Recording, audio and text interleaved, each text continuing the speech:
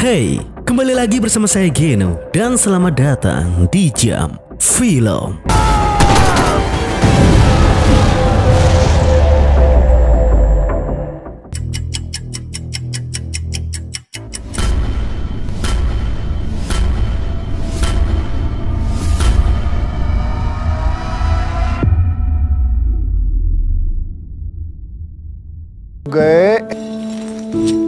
इसे कहते हैं सरहद।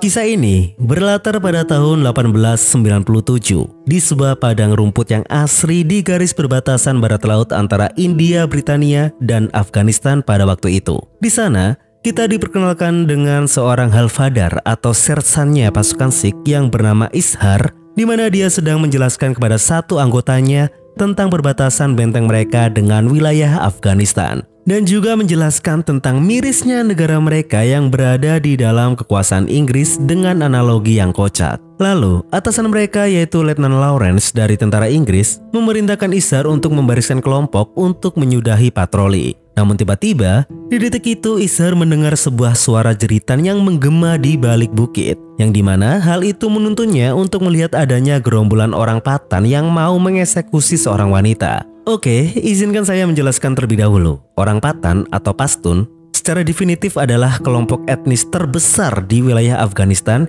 yang hidup di wilayah barat laut India Britania pada saat itu, yang sekarang menjadi bagian dari Pakistan modern. Jadi, secara geopolitik pada tahun tersebut, di tahun 1897, Patan bukan bagian dari negara Afghanistan secara penuh, tetapi bagian dari frontier barat laut India Britania. Dan Patan secara teknis juga tidak pernah mengakui batas negara kolonial itu, karena bagi mereka, tanah mereka adalah tanah suku, bukan batas negara, oke? Jadi mereka bukan orang atau milisi Afghanistan yang punya bendera atau panglima, melainkan mereka adalah milisi suku dan pejuang lokal, di mana mereka merasa bahwa Inggris sudah menodai kedaulatan suku mereka karena sudah membangun benteng-benteng di wilayah suku mereka. Gitu ya, oke? Lanjut, di sana Ishar diperingatkan oleh letnannya untuk tidak ikut campur dengan urusan mereka, mau dibunuh atau disiksa suka-suka mereka.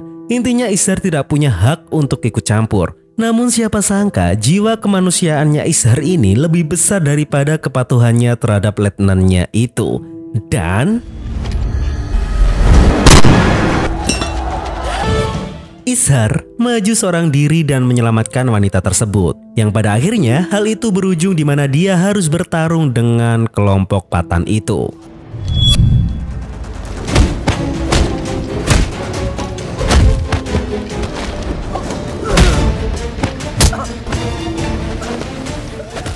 Akibat dia meluangkan konsentrasinya untuk menolong si wanita yang hampir terpenggal,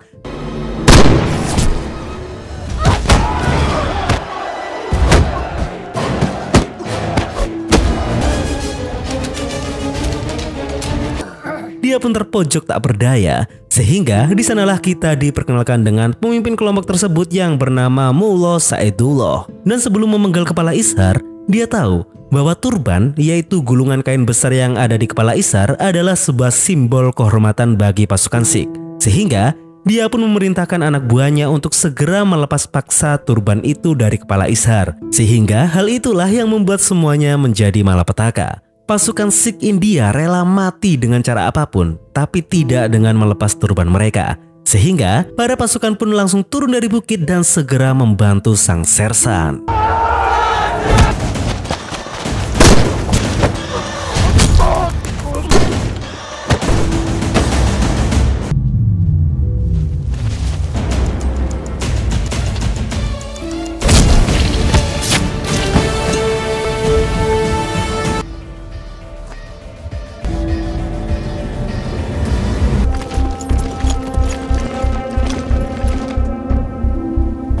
Sampailah kelompok patroli itu di benteng mereka, yaitu Benteng Gulista, satu dari 3 benteng lainnya yang ada di Pegunungan Samana. Sampainya di sana, Lawrence langsung mendesak sang mayor untuk memberikan hukuman bagi Ishar karena sudah membangkang dari perintah. Dengan begitu, mereka pun segera mengirim pesan kepada letnan kolonel mereka, yaitu Houghton, yang ada di Benteng Lockhart mengenai sanksi yang harus mereka berikan kepada Ishar. Yang dimana pesan mereka harus transit dulu ke Benteng Saragari untuk diteruskan ke benteng utama yaitu benteng Lockhart. Dan sangarnya bro, di masa itu mereka masih menggunakan pesan dengan kode cahaya ke antar benteng. Ya mau pakai apa bro, di abad ke-19 mana ada komunikasi radio, ya kan? Lalu kembali kita diperlihatkan Ishar yang sedang berusaha bercocok tanam di belakang benteng. Dia didatangi oleh sahabatnya yaitu Gulab sambil menunggu kepastian hukuman apa yang harus dia terima dari atasan. Lagi pula Ishar meyakini bahwa dia tidak akan mendapatkan sanksi yang berat dari Letnan Kolonel Houghton yang sudah dia percayai bahwa beliau memiliki kebijakannya absolut, tidak suka mendiskriminasi prajurit,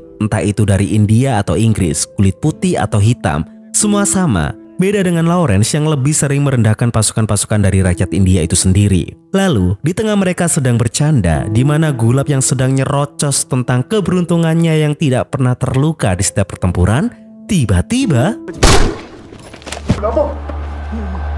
Ya, penyerangan itu adalah imbas dari tragedi beberapa jam tadi. Milisi Pathan secara mengejutkan menyerbu benteng Gulista dengan membawa pasukan yang lebih banyak.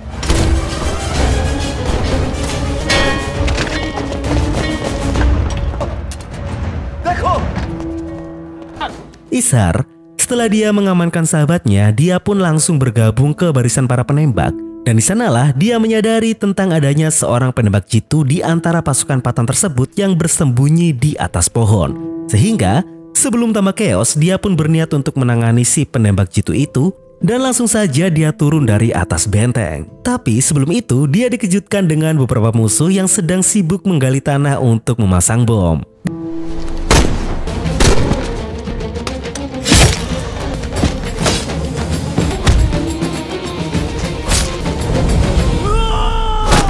Di sisi lain, si penembak jitu Pathan itu memang menjadi algojo instan di pertempuran tersebut. Dan ketika Ishar berhasil menemukan posisi si penembak, cukup disayangkan dia terhalang oleh gerombolan musuh yang datang. Sehingga dia pun memilih untuk menggunakan peledak.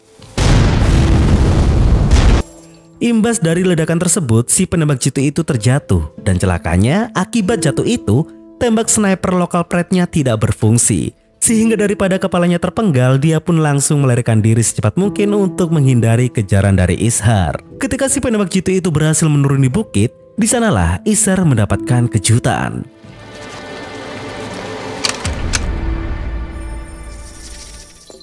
Untung saja kepungan tersebut di-counter oleh gerakan kejutan dari pasukan benteng, sehingga pasukan Pathan yang tidak mampu menangani serangan kejutan itu pun langsung melarikan diri.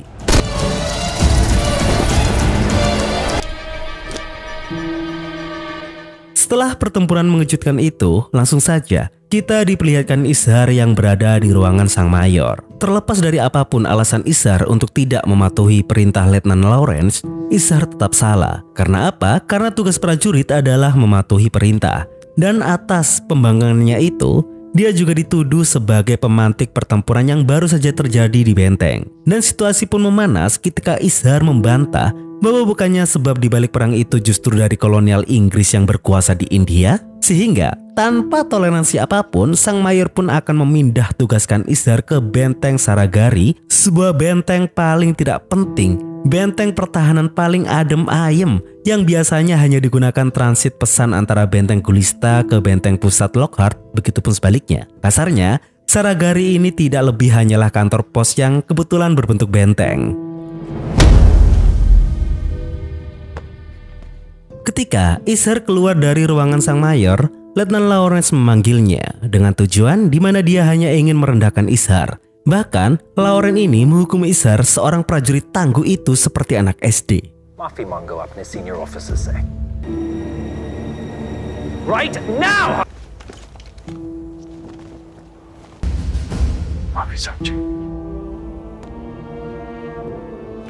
Maafi Sabji. Tumko kya laga? Di sana, Lawrence memang secara personal merasa diacuhkan oleh Ishar, di mana dia merasa bahwa Ishar ini berupaya ingin menunjukkan bahwa dirinya atau pasukan India itu lebih baik daripada tentara Inggris. Sehingga dengan lantang, Lawrence mengatakan tentang fakta yang ada. Jika pasukan India ini merasa lebih baik daripada mereka, para pasukan Inggris, India tidak akan pernah menjadi budak mereka. Kaum Sikh dan Pathan yang sering mengklaim mereka berani hanyalah omong kosong. Bahkan Lawrence ini mengatakan bahwa tanah India begitu sangat busuk, dan saking busuknya, tanah India hanya melahirkan banyak para pecundang. Dan di detik itu juga, Ishar pun diperintahkan untuk enyah dari hadapannya.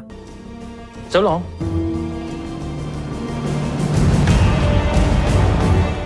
Ishar, sebelum dia mengemasi barang-barangnya, dia pun berpamitan dengan Gulab, sahabatnya. Di sana, Ishar begitu sangat terpukul dengan caci maki Letnan Lawrence. Meskipun sahabatnya itu berusaha untuk menenangkannya, tetap saja pada akhirnya Ishar baru saja tersadarkan apa memang benar bahwa dia dan semua teman-teman seperjuangannya, seluruh pasukan India, seluruh pasukan Sikh bukanlah seorang prajurit, melainkan hanyalah sebatas gerombolan budak dari orang-orang asing yang menguasai tanah airnya. Mungkin itu adalah fakta yang menyakitkan, tapi Ishar mungkin dia akan tetap memiliki cara tersendiri untuk mempertahankan kehormatan tanah airnya dan dirinya. Setelah itu, dia pun pergi dari benteng Gulista untuk segera menuju ke benteng Saragari. Dan di tengah perjalanan, dia dikejutkan dengan wanita yang ditolongnya tadi. Terlepas dari mereka yang terkendala bahasa dan tidak bisa berkomunikasi dua arah, si wanita itu hanya ingin memberikan sedikit manisan untuk Ishar. Dan setelah menikmati manisan tersebut, segeralah dia melanjutkan perjalanan panjangnya. Di sepanjang perjalanan, dia sempat beristirahat sejenak serta memegangi sapu tangan rajutan dari sang istri. Dan dari kegiatan seperti itulah Ishar selalu membayangkan dia sedang mengobrol bersama istrinya. Dan sedikit pula kita diperlihatkan kisah Ishar bersama istrinya dari awal pertemuan, pacaran hingga di mana hari Ishar menikahinya. Semuanya terbalut rapi di ingatan Ishar yang sudah lama belum bisa pulang. Lalu, disinilah kita diperlihatkan benteng Saragari. Dan di sana kita langsung diperkenalkan dengan Lal dan juga Gurmukh, di mana di hari itu Lal sedang sibuk menyuruh Gurmukh untuk menuliskan surat cintanya. Hingga tibalah Ishar di sana, yang membuat Lal gelagapan karena yang dia tahu Sersan Ishar itu baru akan tiba di keesokan harinya. Dan apa yang kalian harapkan dari benteng yang dicap sebagai kantor pos macam Saragari itu, teman-teman? Apakah tentang para tentara garang dan tegas? Tentu saja tidak. Justru yang ada, mereka semua malah sedang bersenang-senang sambil sambung ayam.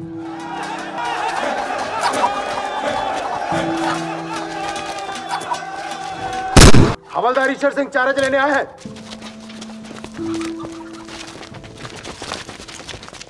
साहब जी पानी।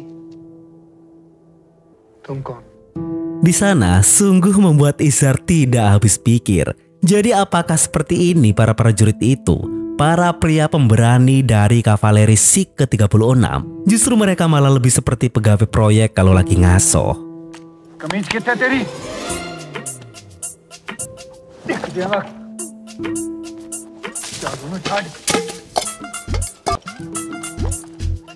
Keadaan mereka tidak menggambarkan sedikit pun tentang kehormatan seorang prajurit. Sehingga di sana dengan tegas Ishar memuji Gurmukh yang sebagai satu-satunya prajurit yang senantiasa memakai seragam lengkap. Sehingga sebagai hukuman, Ishar pun menghukum semuanya untuk saling bergulat satu sama lain.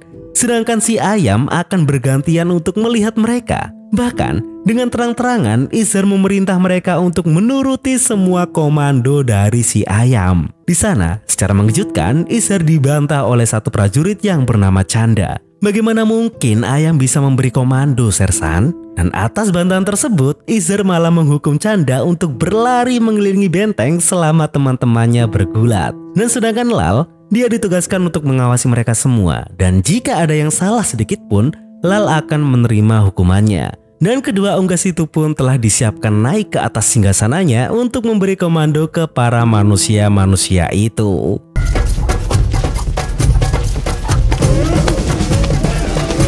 Beberapa jam kemudian, dimanapun dirinya ditempatkan atau dipindah, Ishar tidak pernah meninggalkan kebiasaan lamanya, yaitu bercocok tanam. Karena dengan kegiatan itulah dia bisa berimajinasi, di mana dia bisa mengobrol dengan istri tercintanya. Hal-hal semacam itu cukup untuk menambal kerinduan yang dirasakan oleh Ishar. Dan ketika dia asik berimajinasi, dia heran kenapa dari dalam bentengnya itu malah terdengar suara orang sedang nyanyi-nyanyi bersama. Bukannya dia menyuruh para prajuritnya itu untuk menjalani hukuman. Sehingga dia pun masuk ke dalam benteng dan melihat bahwa semua prajurit-prajurit itu ternyata sedang duduk-duduk santai. Segeralah dia meminta penjelasan dari Lal sebagai pengawas mereka.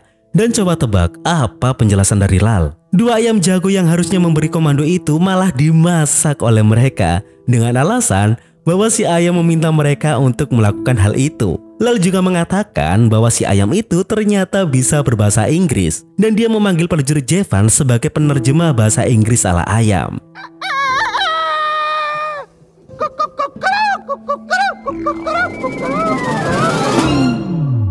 Di sana, karena Lal yang menjadi penanggung jawab dari mereka, jangankan makan ayam, Lal tidak akan mendapatkan jatah makan sedikit pun selama 1 minggu. Dan tanpa diduga, Jevan pun angkat bicara mewakili seluruh pasukan, di mana jika Lal Singh tidak makan, maka mereka semua pun juga tidak akan makan. Di sana, Isar dengan ketegasan yang dia punya, dia pun mengiyakan hal tersebut. Bahkan, hukumannya menjadi 2 kali lipat, yaitu 2 minggu.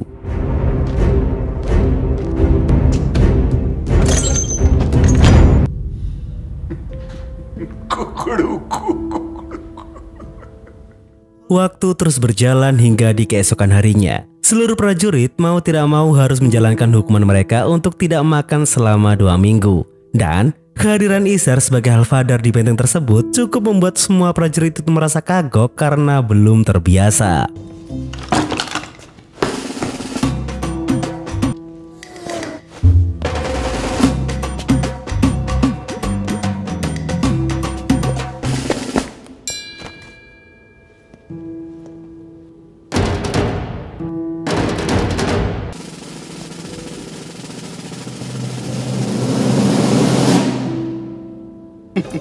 Daí.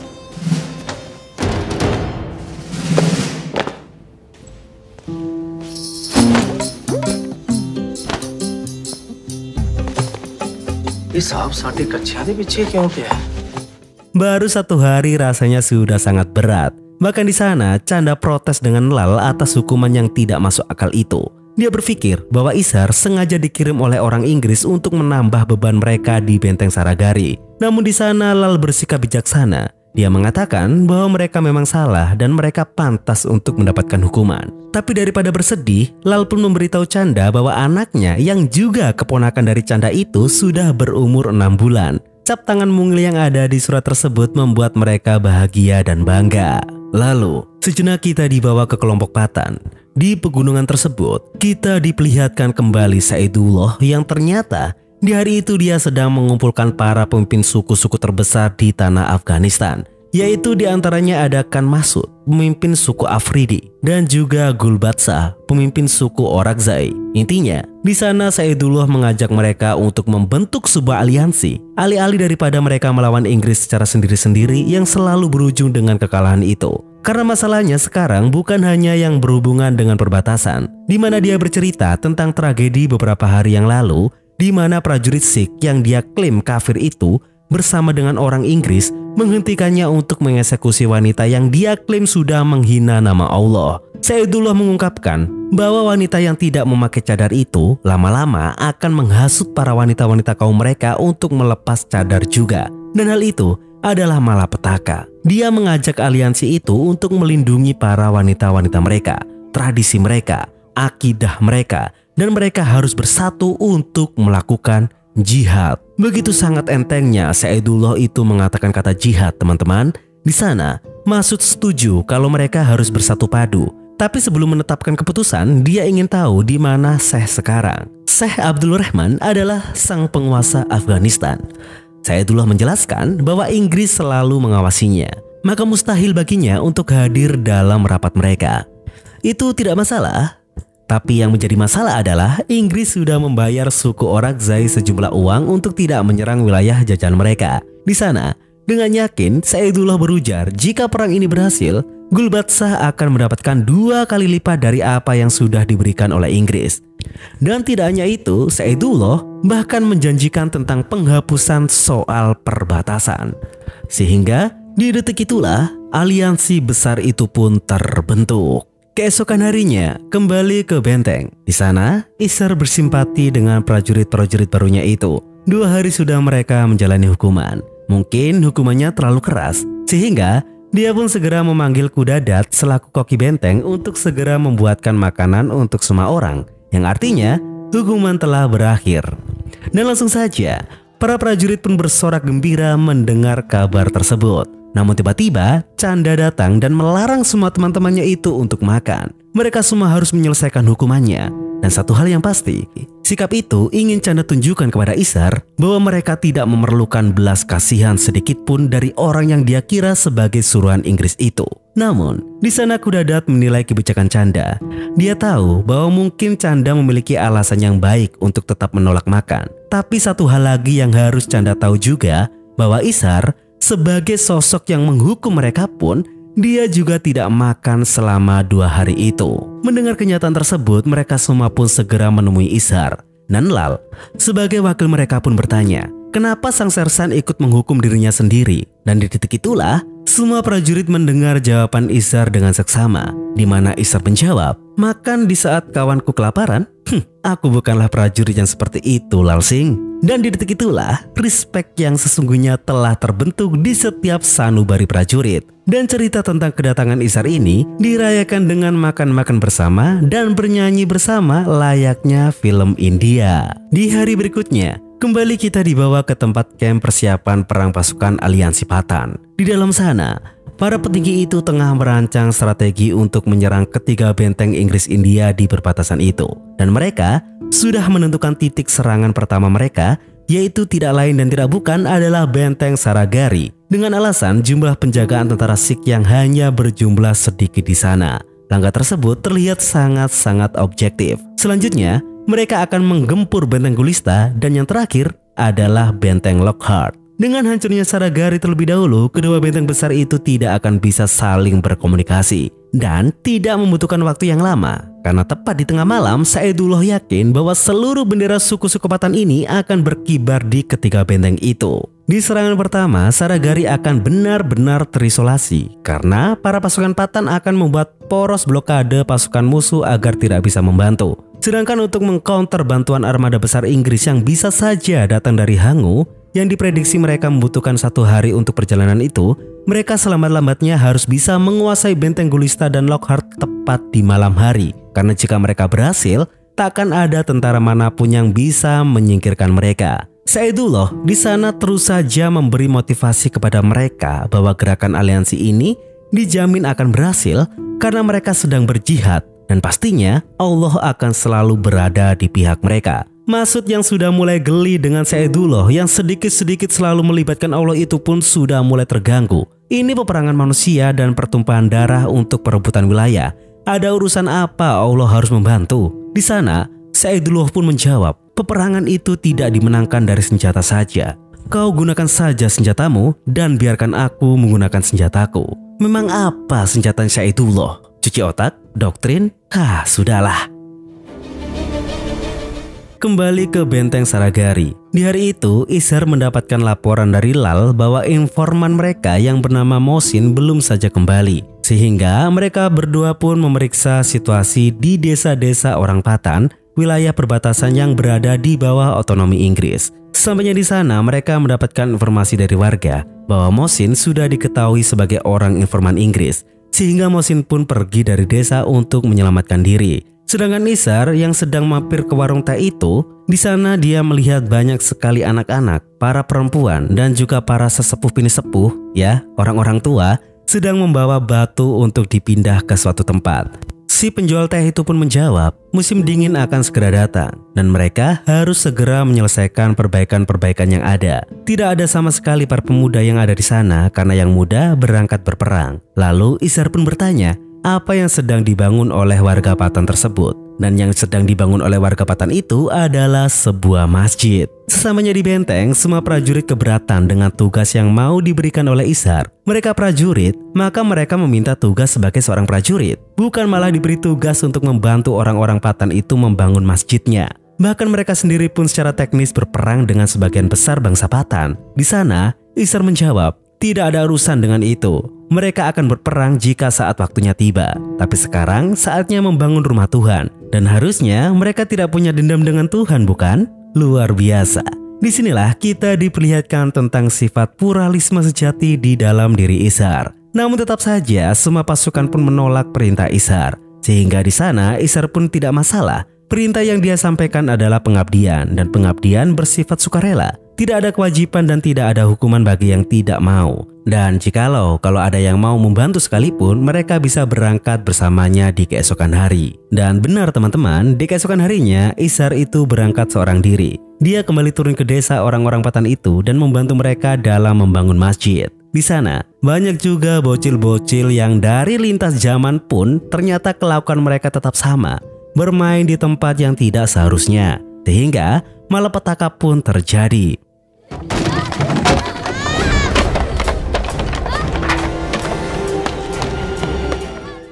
Ishar harus segera menyelamatkan anak yang terjebak di reruntuhan itu. Namun, ketika penjaga bangunan itu tidak bisa menahan beban usuk besar di langit-langit masjid, sangat-sangat beruntung semua unitnya datang di waktu yang tepat, yang membuat si anak dan juga Ishar itu selamat dari tragedi kecelakaan tersebut. Dan untuk selanjutnya, semua warga serta unit Ishar pun saling bahu-membahu untuk membangun rumah Allah itu.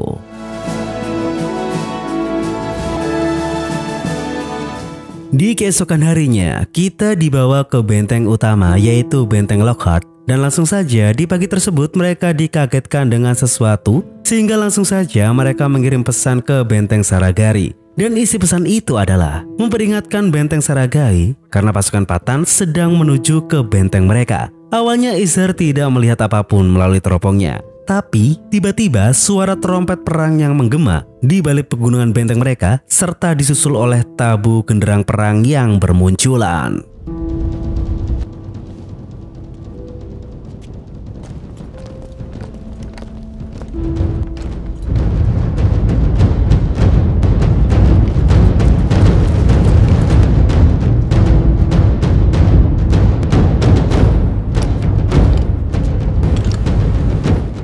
Ya, persis seperti apa yang kita lihat teman-teman. Aliansi pasukan Patan membawa kurang lebih 10.000 milisi. Dan kini mereka semua benar-benar terlihat jelas oleh Ishar dan ke-20 prajuritnya. Di sana, Ishar lantas juga melihat kembali Saidullah muncul dari balik pasukan dengan membawa wanita yang pernah ia selamatkan. Dan apalagi tujuan wanita itu dibawa ke sana kalau bukan untuk dieksekusi di depan mata Ishar.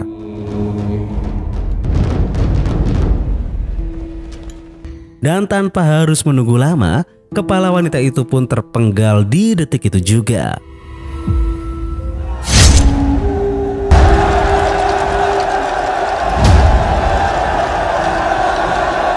Di sela gemuruh tersebut, Gurmuk menyerahkan pesan dari Kolonel Houghton kepada Ishar, di mana pesan itu berkata bahwa benteng Lockhart maupun benteng Gulista tidak bisa datang untuk membantu mereka. Karena orang Patan sudah memblokir seluruh jalur penghubung antar benteng mereka. Sehingga Houghton meminta para pasukan Saragari itu untuk meninggalkan benteng dan menyelamatkan diri. Mendengar pesan tersebut, prajurit bola terkekeh, di mana dia merespon isi pesan tersebut dengan sarkasme. Apa para petinggi itu meminta pasukan Saragari untuk lari dari musuh? Sangat lucu sekali. Dan itu pun disusul oleh tawa dari yang lain, karena lari dari musuh adalah kelucuan paling absolut selama mereka memutuskan untuk menjadi prajurit Sikh. Namun di sana, Ishar tetap saja memberi kesempatan untuk para pasukannya untuk berpikir lebih realistis. Jumlah mereka hanya 21 orang, dan sangat-sangat mustahil untuk bisa melawan jumlah pasukan musuh yang ribuan itu. Tidak apa-apa, jika mereka mau mundur maka mundurlah, toh itu juga perintah dari atasan. Karena kegilaan dan perjuangan itu adalah dua hal yang berbeda. Namun di sana Chanda pun angkat bicara, di mana dia malah menyatakan apakah Ishar sendiri yang justru malah takut melihat jumlah musuh itu. Apakah Ishar sebenarnya mau melarikan diri dari perjuangan itu? Di sana Ishar tidak menjawab sepatah kata pun. Tapi dia lalu masuk ke dalam ruangannya yang menciptakan berbagai spekulasi dari semua prajurit. Namun itu tidak perlu waktu yang lama, karena Ishar kembali keluar. Dan itu membuat semua pasukannya terbelalak.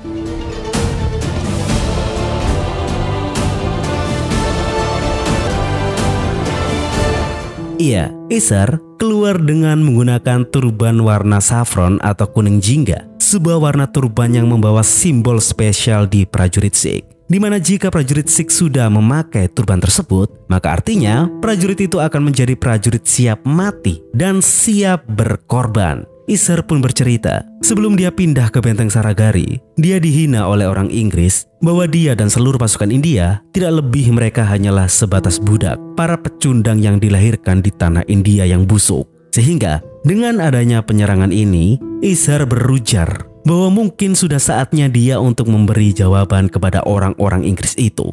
Di sana dengan lantang, dia mengobarkan api perjuangan kepada seluruh prajuritnya, di mana dia akan tetap berdiri tegak meskipun dia harus menghadapi ribuan musuh yang menyerbu. Di sana, Isar berujar bahwa dia tidak berjuang demi uang, tidak berjuang demi pangkat dan jabatan, dan tidak pula berjuang demi dirinya sendiri, melainkan dia berjuang demi semua pahlawan yang sudah berguguran, demi setiap orang yang sudah dianggap budak oleh para kolonial, dan untuk masyarakat India dan generasi-generasi penerus bangsa. Dia akan berjuang hingga titik darah penghabisan.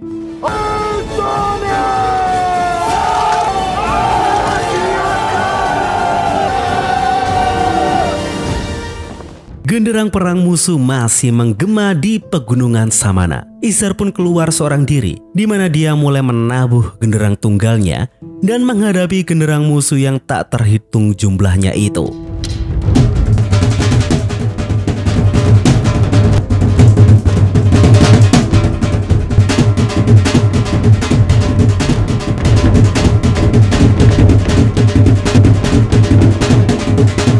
Dan ajaibnya, meskipun dia hanya seorang diri, dia bisa mendominasi, mengintimidasi, dan meruntuhkan moral genderang orang Patan itu.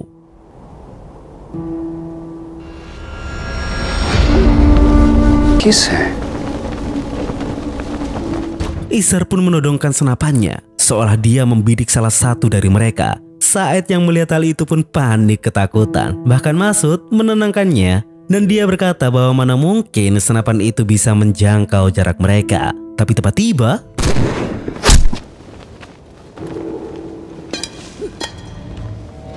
ya, peluru Isar menembus kepala sang Algojo yang memenggal si wanita itu. Luar biasa, mereka tidak tahu saja bahwa peluru senapannya itu akan melaju kencang berkali-kali lipat jika arah angin sejalan dengan searah tembaknya. Hal tersebut membuat musuh semakin naik pitam. Begitupun juga dengan Isar yang menyiapkan seluruh pasukannya untuk mengisi posisi mereka masing-masing. Lalu di sana, Gurmukh menanyakan mengenai isi pesan tadi kepada Isar. Dia tahu sebenarnya tidak ada perintah dari Haughton untuk mundur. Tapi kenapa Isar justru berbohong kepada pasukannya dan malah memberi kesempatan mereka untuk mundur dan menyelamatkan diri? Di sana, Isar pun menjawab, semua itu untuk melihat jiwa sesungguhnya dari pasukan yang dia miliki. Sebebas apa jiwa mereka sebagai seorang prajurit. Inggris menyebut mereka sebagai budak. Budak tidak dapat hidup maupun mati atas kehendak kebebasan mereka sendiri. Jika Isar memberitahu yang sebenarnya isi dari pesan itu, apa ketetapan mereka tinggal dan berjuang itu atas dasar menuruti perintah orang Inggris atau atas dasar diri mereka sendiri yang mau berjuang demi negara? Jika menuruti Inggris, akan dikatakan bahwa 21 prajurit tentara Inggris akan berjuang dengan berani. Isar tidak sudi dikatakan seperti itu, karena yang benar adalah ke-21 tentara Sikh ini telah memilih mati dengan kemauannya sendiri, bukan karena diperintah oleh orang kulit putih. Itulah sebabnya di momen ini 21 Sikh ini harus berjuang sebagai orang yang bebas dan mati sebagai orang yang bebas pula. Setelah itu, gantian Kudadat yang menghampiri Isar. Meskipun dia koki, dia mengaku bahwa dia bisa menggunakan senjata. Karena 21 prajurit Sikh yang pemberani itu, dia tidak ikut dalam hitungan.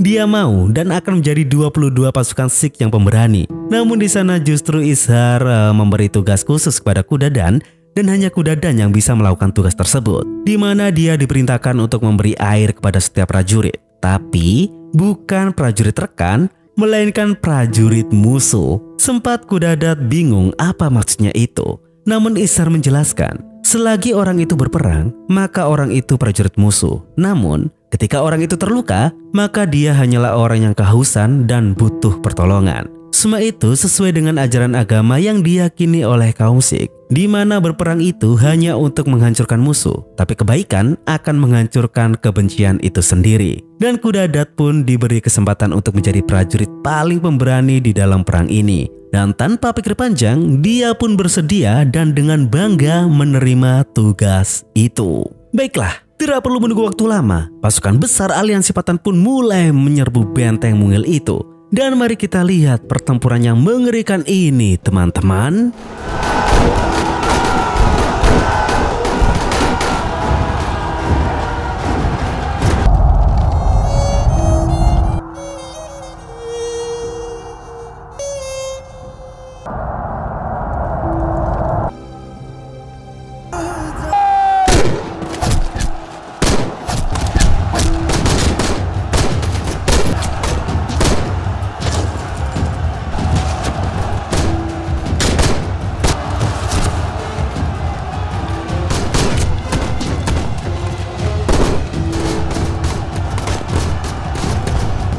Di tengah baku tembak yang gila itu, dua dari pasukan Patan menyusup untuk menanam bom. Tapi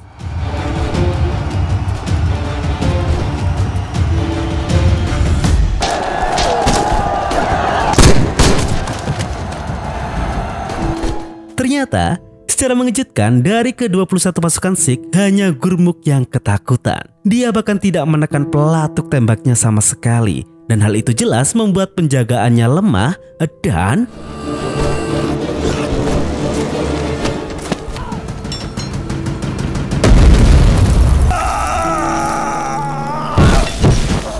Bakwan terlempar keluar benteng. Dan dari hal itu kembalilah Ishar menyadari tentang adanya si penembak jitu, sehingga dia pun memprioritaskan untuk menumbangkannya terlebih dahulu. Namun tanpa disangka Nat nekat untuk keluar benteng guna untuk segera menyelamatkan Bakwan.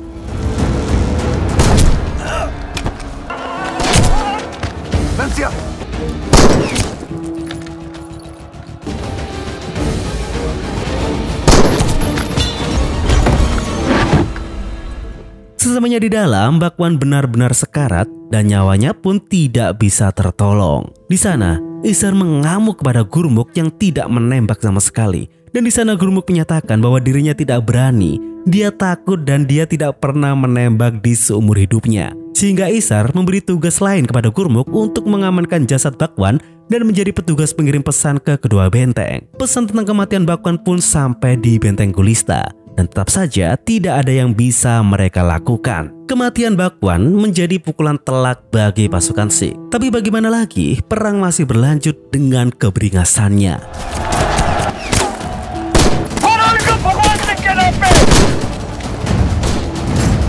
Lalu tiba-tiba suara trompet pasukan Patan kembali berbunyi, di mana hal itu membuat pasukan Patan tiba-tiba menarik diri mereka untuk menjauh dari benteng. Hal itu adalah upaya para pemimpin aliansi ingin melakukan perundingan dengan Ishar, dibarengi dengan datangnya informasi dari Gurmukh yang mengatakan bahwa Jenderal Big pasukan Inggris sudah berangkat dari Hangu bersama batalionnya dan diperkirakan akan baru sampai di keesokan harinya. Sehingga di sana Ishar berpikir tidak ada salahnya untuk melayani perundingan dari orang Patan. Sekaligus hal itu bisa ia gunakan untuk mengulur waktu. Dia pun keluar bersama dengan Lal dan juga Kudadat yang sudah membawa sekantong air penuh. Intinya, di dalam perundingan tersebut, Masud menyarankan Ishar dan juga para pasukannya untuk menyerah saja daripada repot-repot untuk perang. Tahu ujung-ujungnya mereka akan hancur juga. Bisa apa Ishar dengan 21 prajuritnya? Dan Ishar pun menjawab dengan lantang bahwa dia dan pasukannya sudah menang pada saat mereka memutuskan untuk berjuang. Selebihnya adalah pertumpahan darah saja. Begitu seterusnya. Dan di kesempatan itu pula, Kudadat diperintah Ishar untuk menjalankan tugasnya. Hal itu justru ditanggapi oleh Said sebagai kelakar. Namun, Ishar hanya menertawakan Said dan menantang Said yang dari awal ngomong jihad-jihad itu. Apakah dia sendiri sudah siap mati atas nama jihad? Atau dia hanya bisa membunuh wanita yang tidak berdaya? Said di sana tiba-tiba malah merebut kantong air Kudadat dan membuang semua air itu.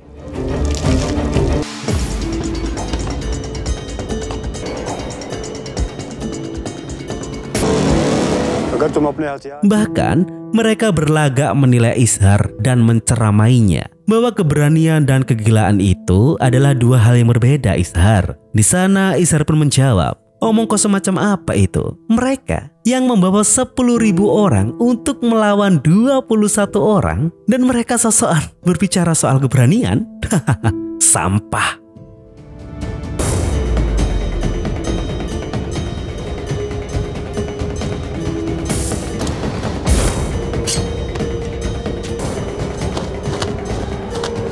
Intinya, perundingan tersebut ditolak mentah-mentah oleh Izhar. Dan sebelum itu, Izhar pun mengembalikan 2 prajurit mereka yang dia tangkap sebelumnya kepada mereka dengan sindiran agar mereka tidak kekurangan pasukan. Dan ketika prajurit itu sampai di kerumunan rekan-rekannya, ternyata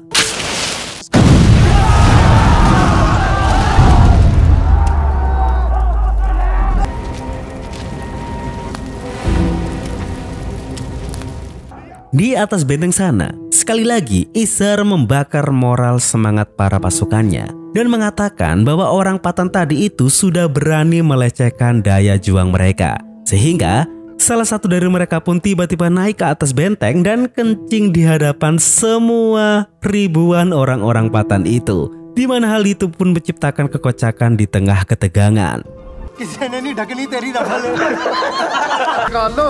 दुश्मन शर्मिंदा होकर ही भाग जाए। कोई गोली मारो इस काफिर को!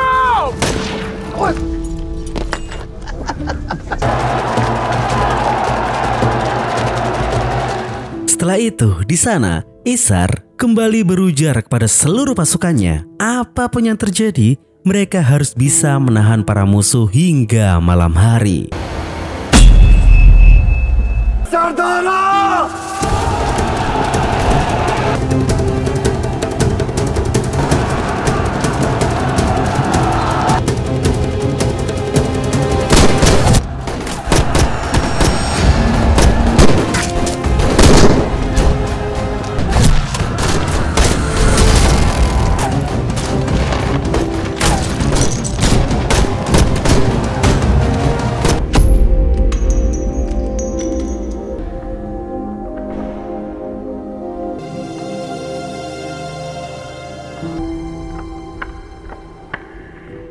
Sebagian milisi Patan sudah berhasil menyisir tembok dan berusaha untuk mendobrak gerbang benteng.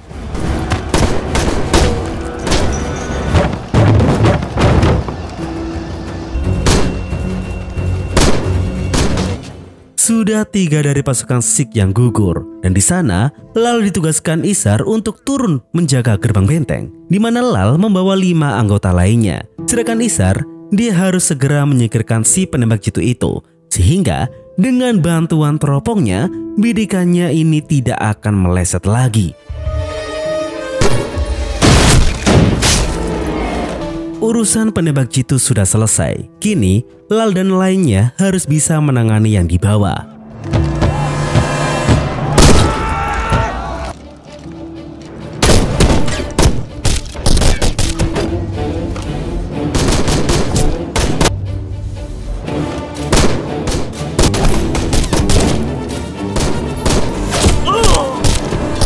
Bola di sana tertembak dengan telak dan pada akhirnya bola pun gugur di detik itu juga. Pertarungan masih berlanjut dan ketika pada akhirnya mereka kehabisan amunisi, mereka pun melakukan sebuah cara yang sangat-sangat ekstrim.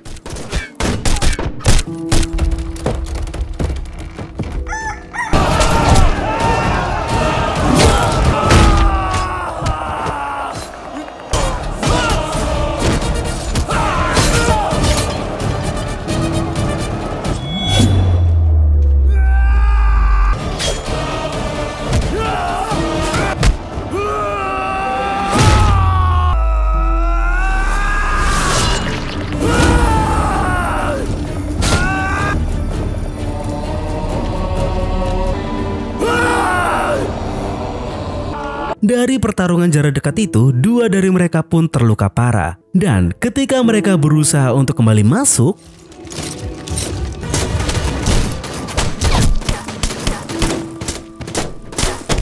Jevan yang masih sadarkan diri pun ditugaskan Lal untuk segera kembali masuk dan menutup gerbang. Sedangkan Lal sendiri, dia akan melakukan pertarungan terakhirnya.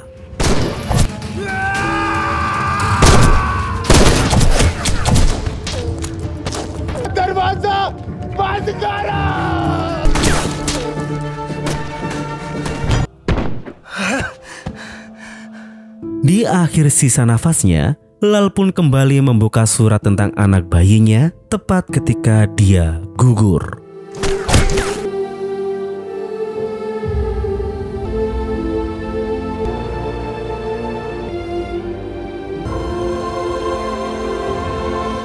Sedangkan Jevan, dia juga sudah di ambang batasnya. Dan pada akhirnya, dia pun gugur di samping sahabatnya itu.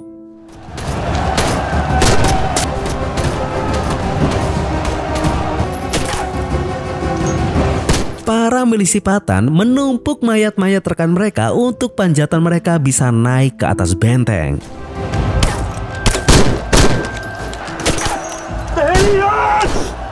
Kondisi pasukan Sikh semakin terpuruk teman-teman, amunisi mereka pun semakin terbatas. Ditambah lagi, milisi Patan pun sudah berhasil menggapai benteng mereka. Sehingga di sanalah kembali lagi pertarungan jarak dekat pun diperlihatkan.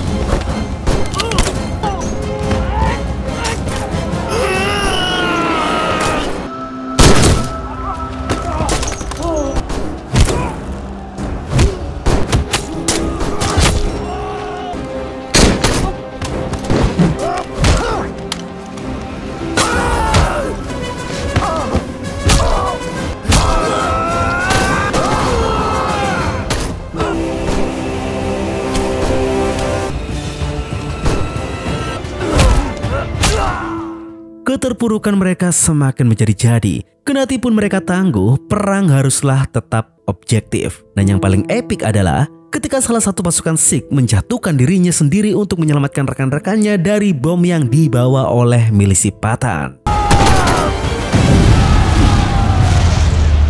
Keterpurukan tidak cukup di sana teman-teman. Tiba-tiba, milisi Patan akhirnya berhasil meledakkan tembok barat benteng mereka.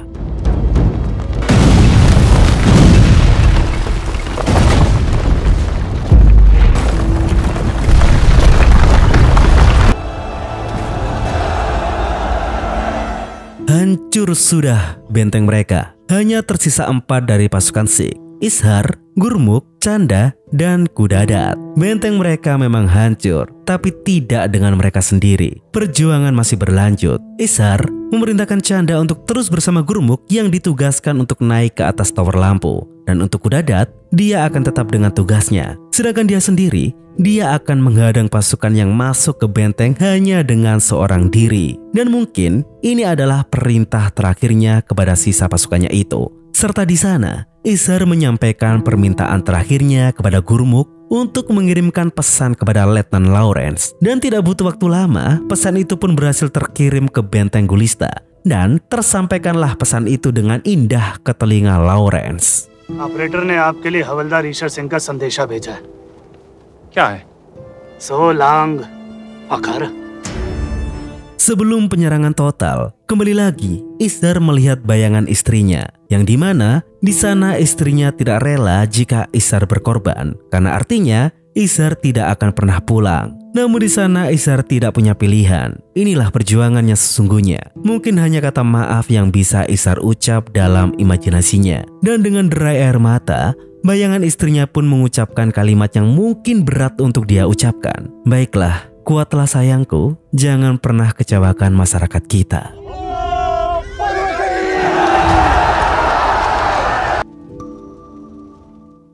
Inilah Ishar teman-teman. Dia menyobek baret pangkatnya, melepas sabuk tembak kosongnya, dan dengan menggunakan pedang dan juga pisau melingkar yang ada di turbannya, dia sudah siap untuk bertarung, berjuang, dan berkorban.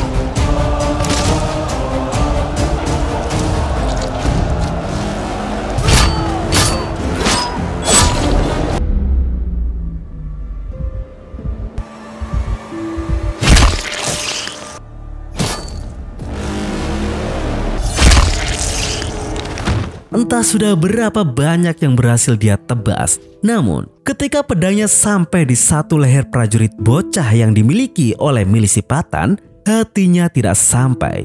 Yang justru dari itulah dia tertembak. Melihat hal itu pun Canda tidak tinggal diam dan dia pun melesatkan tembakannya. Namun dari hal itulah Canda diserbu oleh pasukan Patan. Dan kita benar-benar diperlihatkan perjuangan yang sangat-sangat di luar nalar ini, teman-teman.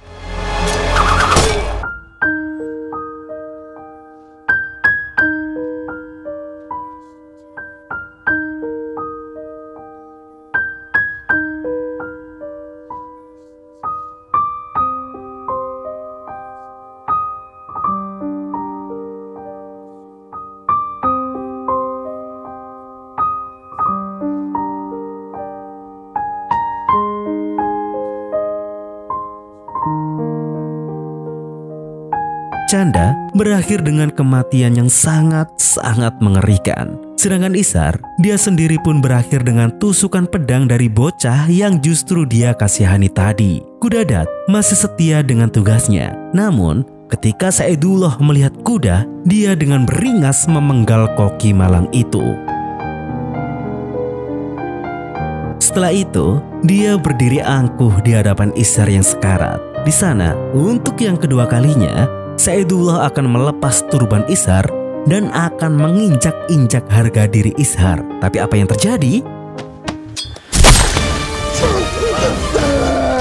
Jarum turban itu nyatanya cukup untuk melenyapkan Said di detik itu juga. Di sana, Masud menghentikan semua milisi yang mau mengamuk. Nampak Masud begitu menghormati Ishar sebagai pejuang yang tangguh. Bahkan, Ishar berujar bahwa bunuhlah aku sesukamu, tapi tidak dengan turbanku. Sehingga di sana Masud berjanji dan memastikan untuk tidak ada yang akan menyentuh turbannya dan membiarkan pejuang itu gugur dengan kehormatannya.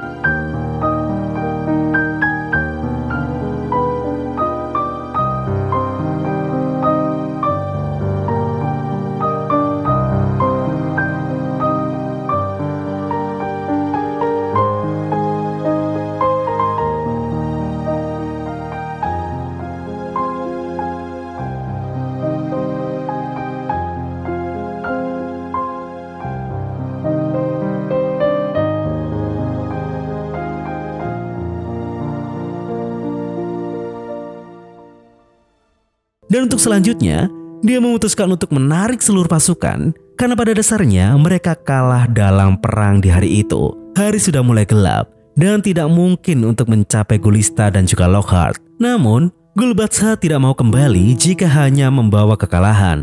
Sehingga Masud pun memperingatkan Gul, dia boleh melakukan sesukanya, tapi jangan lepaskan turban dari Sikh manapun. Di sana hanya tertinggal Gurmukh di benteng itu, yang pada akhirnya semua milisi Patan itu menyerbunya ke atas benteng. Di sana, Gurmukh menulis lengkap semua nama pasukan Sikh ke-36 yang gugur. Sekaligus, dia mencatat namanya sendiri dan siap untuk melakukan perjuangan terakhirnya.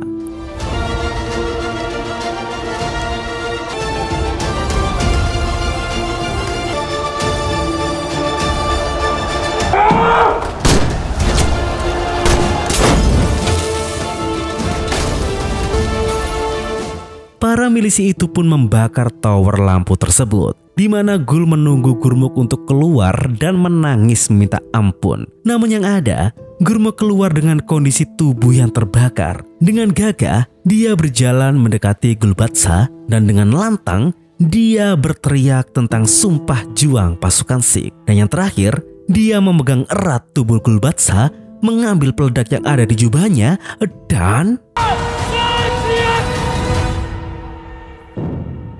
ledakan tersebut menggema dan terdengar dengan jelas di telinga pasukan Sikh yang ada di benteng Gulista. Dan mereka pun meneruskan teriakan perjuangan pasukan Sikh itu.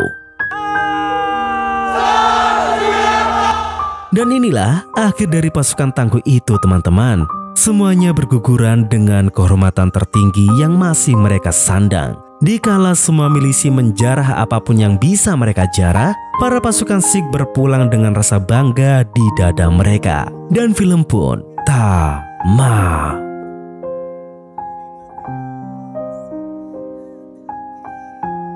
Baiklah teman-teman, perjuangan mereka yang luar biasa ini pun sebenarnya belum cukup untuk saya jelaskan di video yang panjang sekalipun. Sejarah mencatat bahwa seluruhnya 21 tentara Sikh dianugerahi Ordo Prestasi India setara dengan salib Victoria oleh pemerintah Inggris. Lalu dibangunlah sebuah monumen yang dibangun di Amritsar dan juga Ferozepur untuk mengenang para pejuang tangguh itu yang akan selamanya dikunjungi oleh para warga untuk mengirim doa.